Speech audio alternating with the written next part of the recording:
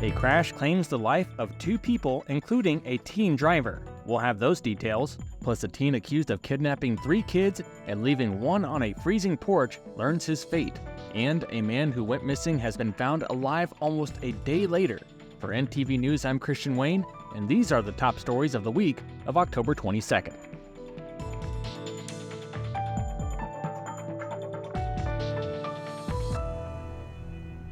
Two people have been killed after a crash along Highway 30 on the east side of Grand Island. The Hall County Sheriff's Office says the crash happened just before 8 a.m. on Thursday.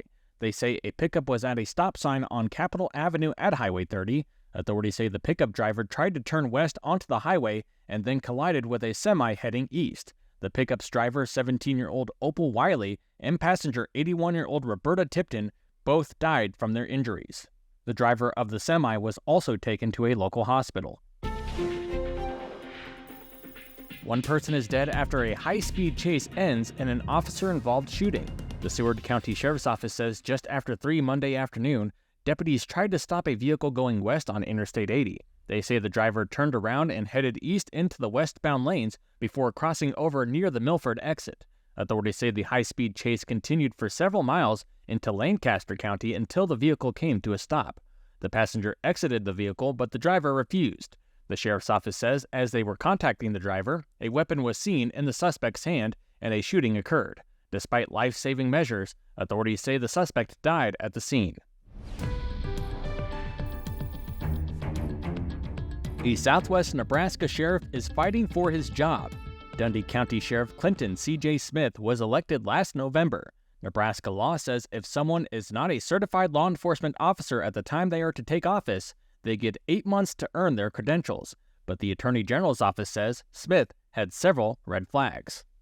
1, a pattern of deliberate omissions, falsifications, or misrepresentations during the application process, including not including allegations of sexual harassment and separation from employment from previous law enforcement agencies. And number 2, for not being a person who can be characterized as honest, truthful, and trustworthy. Smith appeared before the Police Standards Advisory Council meeting Wednesday at the training center in Grand Island. The burden was on him to show a good reason why he hadn't met the standards. The board unanimously voted that he failed to do so. His attorney argued he was previously certified in Nebraska and also argued they should defer to local voters. Those voters will soon get to weigh in with a recall election on November 14th.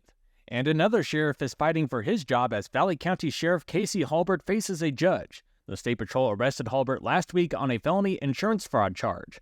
Court documents say a vehicle Halbert owns was in a wreck and was not fully insured. The sheriff is accused of changing dates after purchasing full coverage. Halbert gave up his right to a preliminary hearing where prosecutors would have to show probable cause a crime had been committed.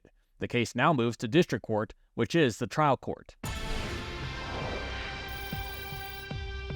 A Kearney teen accused of kidnapping 3 kids and leaving one on a porch in freezing weather will spend decades in prison.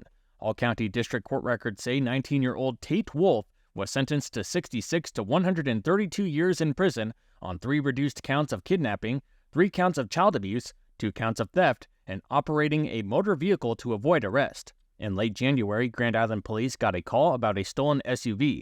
Officers found it minutes later, but they learned 3 kids, ages 5, 1, and 7 months, were inside and still missing. GIPD says the older 2 kids were found in another stolen car, and Wolf allegedly admitted to leaving the infant on a random farmhouse porch. A man who was reported missing found alive after being trapped under a tree for almost a day. The Gage County Sheriff's Office says at around 11 Sunday morning, they responded to the home of 62-year-old Virgil Jansen just southeast of Holmesville.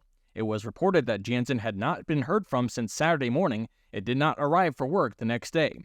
A ping of his cell phone showed it was in the area of South 80th and Beeline Road, around 3.5 miles south of his home. There, authorities say he was found in a pasture where he had been clearing trees. Jansen said he had become trapped under a tree at around 2 in the afternoon the day before. The sheriff's office did not give the extent of his injuries, but did say he was life-flighted to a Lincoln hospital. And those were the top stories of the week. Stay connected with NTV News by following us on Facebook, Instagram, and on YouTube. Reporting for NTV News, I'm Christian Wayne.